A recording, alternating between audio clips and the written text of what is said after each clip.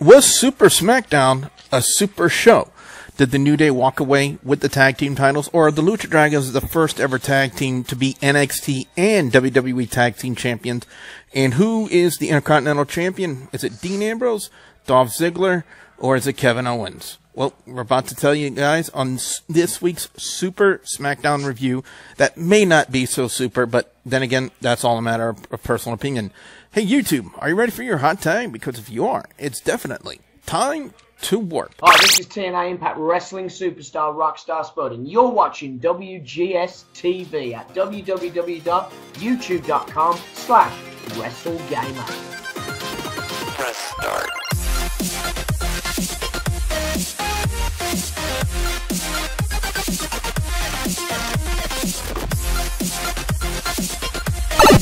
Greetings, YouTube. You have warped away into another episode of WGS-TV right here on youtube.com/WrestleGamer. I am the WrestleGamer. Don't leave only Bujo. And we're going to be doing on this video, guys and gals, is we're going to be taking a look at what happened on Super Smackdown this past week with WWE being with it being WWE week. But hey, guys and gals, if you missed Super Smackdown, no worries. Just tune into Sci-Fi this Thursday night. Then you'll probably see the exact same thing. But anyway, before we get started, let me introduce my co-reviewer for this review, ladies and gentlemen. He is the host of Hardcore Wrestling Radio himself, Rick Head. Rick, how you doing?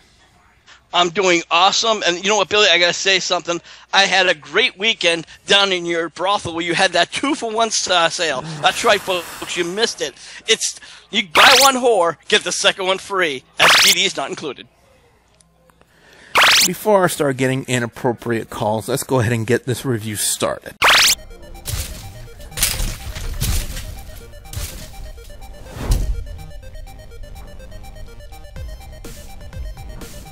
Now, as we look at the opening of Super Smackdown, it was the tag team championship on the line, the New Day versus the Lucha Dragons. First off, again, I don't know how many times I have to say it, Rick, but I love watching the New Day.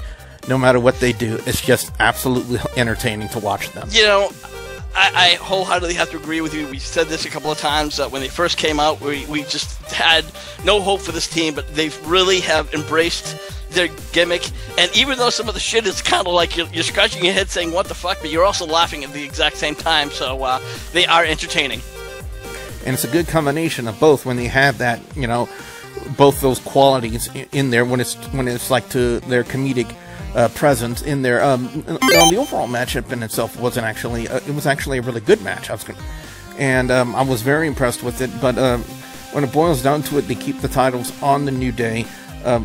As I struggle to put back my notes. I should be more prepared. It was Big E hitting the big ending on Sin Cara for them to retain the WWE Tag Team Championship. Now on to the 8-man tag match we had up next. The Wyatt family taking on the Dudley boys, Ryback and Kane.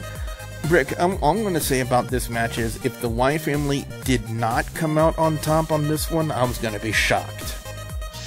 Yeah, I think they're finally starting to give the Wyatts the push that they need, because if you look past over the past year, you know, while they've won a lot of battles, they've never really came out on top of the war. And I think this is what they really need. Otherwise, they're going to just stop being, you know, being put off as a complete joke. So. Now, what happened after this match, they were cut to backstage, and apparently Santino Marella is getting a Christmas party together, which apparently was ruined by the Cosmic Wasteland. And if you guys don't know who the Cosmic Wasteland is, it's Stardust and the Ascension. And they would lead into a confrontation between them, Santino Marella, Neville, and Titus O'Neil, which would lead to a matchup that would happen later on in the evening. We'll get to that when we talk about it. Now, the Usos taking on Rusev and Alberto Del Rio. Rick, is it just me, or are they trying to do a lot of stuff to make the League of Nations look strong? Hello, Rick. Let me unmute my microphone there for you. Anyway, yes, I do have to agree that they are trying to give them that push. It's an early push, so how far it goes remains to be seen. But yeah, they did that on Raw where they were pretty much taking everybody out in their sight, and they did it again with Usos. So it almost has like a Shield taste when they were doing the triple power bomb. And I think that's what they're trying to do. Whether they go with the Shield, like whether the Shield did or not, remains to be seen. We boiled down to Del Rio hitting his turnbuckle double stomp on one of the Usos to pick up the victory for the League of Nations, and officially it's Rusev and Alberto Del Rio. Now, up next, first off, Santino Marella still has that power rock, but he pronounced Neville as Neville. I love that. That was funny. But it's Neville and Titus O'Neil against the Ascension. Of course, they were going to put Neville and Titus. If the matchup storyline is they're fighting to save Christmas from the Cosmic Wasteland, of course, Rick, they're going to put Neville and Titus O'Neil over. Well, considering they were walking around with little elf hats, and by the way, I don't think that Neville needed the hat with the elf's ears, considering if anybody's seen his ears, he's got them bigger than Dumbo. Yeah. But yeah, it was kind of obvious who was going to come out on top on that one.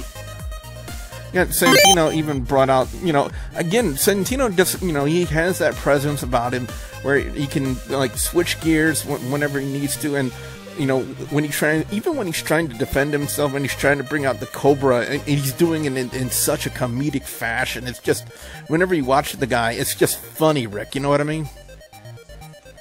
Oh, absolutely, and, the problem with Santino, he's a great wrestler, but again, when you do comedic stuff, sometimes it works, and sometimes people don't take you seriously. When that happens, you don't get far in the career. And just to make a quick note, New Day right now, they are comedic, they are getting over, but the question is for how long?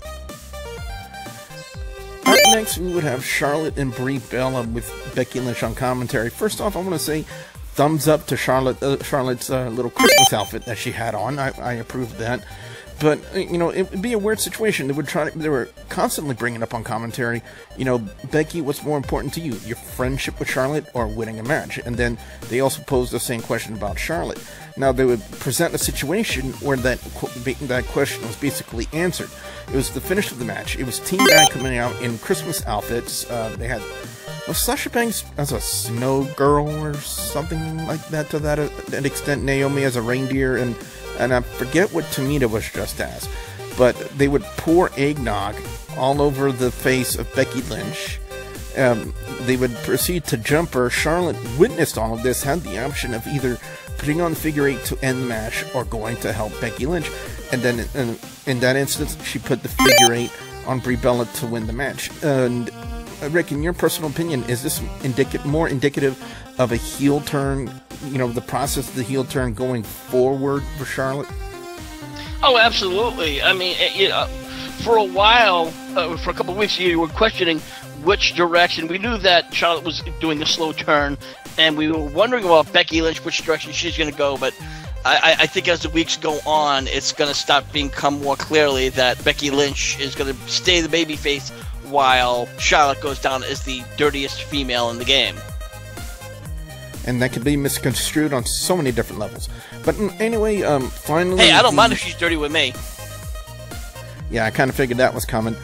Anyway, the final match of the night was the Triple Threat Intercontinental Championship match. Dean Ambrose took it on Kevin Owens and Dolph Ziggler. And I believe, I think it was either Lance or Joseph Knight who once stated, especially on here, that they were not fans of triple threat matches. But when you take a look at the three guys that are in here, Dean Ambrose, Kevin Owens, and Dolph Ziggler, you expect a great match. And in my personal opinion, Rick, they delivered on that. It was an amazing triple threat match. Yeah, absolutely. Again, it was a good match. I have really no complaints. Everything was well executed, so kudos. Yeah, Kevin Owens, especially when they went up to the staging area and and Kevin Owens ends up getting tossed into all the Christmas decorations and the presents and whatnot. Way to keep a Christmas theme with that one, WWE. I approve of that one. It was actually a good one, but Ambrose would end up hitting the 30 beads on Dolph Ziggler to retain the Intercontinental Championship. So, again, I would like to see more out of this unit. I would like to see what more they can do with Ambrose, Owens, and Ziggler, because I think they can go somewhere with this. But anyway, it's only a matter of time. Only time will tell with what WWE Creative and Road Dogg behind the helm of Creative, if he can actually pull a storyline out of his butt like Vince Russo used to do, but now it no longer has the ability to. Anyway, guys, overall score on Super Smackdown this week, I'm going to give it a 3.5 out of 5. I thought it was a very decent show. The triple threat match is definitely going to be the best match of the night. And all honestly, I gotta give silliest segment of the night to Neville and the hat backstage. And like I said, you know, even though it was in a Christmas theme, it was in the Christmas spirit, you know, it was still looked a little weird. It's still, especially how gigantic, not only how big the ears were, but the hat. You know, if there was a good wind gust anywhere in that theater, in that arena, then Neville, you know, being the man that gravity forgot, would have taken off, in my opinion. But then again, you know, you never know. But anyway, Rick, over to you. Your overall score and your pick for best and worst match or segment of Super Smackdown. You know, Billy, I think we're right on par with each other. 3.5, great match. The triple threat, you know, awesome match. And again, the whole Christmas theme stuff with Titus and Neville, you know, it was very kind of eye-rolling. Like, yeah, you know, let's just get this match over. Because you knew who was going to win when they started showing that. You know, unfortunately, that's WWE, who has to sugarcoat shit. Yeah, basically. But anyway, guys and gals, what we want to know from you guys out there, the viewers and subscribers, your thoughts on Super Smackdown this week. What are your overall scores? What are your picks for best and worst match or segment of Super Smackdown this week? Definitely want to know what you guys out there have to say. Be sure to put your comments in the comment section below. Don't forget to like, favorite, and subscribe. Rick, where can fans check you out on HWR? Well, they can always check us out on youtube.com/HWS show. Right now, Hardcore Wrestling Radio is taking a break for the rest of the year.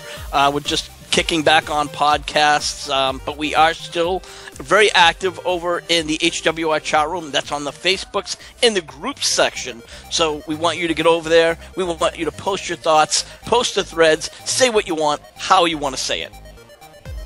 WGS-TV is on social media, on Facebook, Twitter, Instagram. You can ask some questions. Links will be provided in the description box below. And as always, guys and gals, I'll have a couple of videos in the annotations at the end of this video for you guys to consider as well. So with that being said, for the hardcore host of Hardcore Wrestling Radio, Rick Head, I am a Wrestle Gamer. There will be Billy Boudreaux saying we'll see ya at the next Web Zone. Billy, bless your heart. But following that, Dakota put my arm in her hands, and she's so soft. Stop! I want to walk one direction. Stop this! After all that stuff I just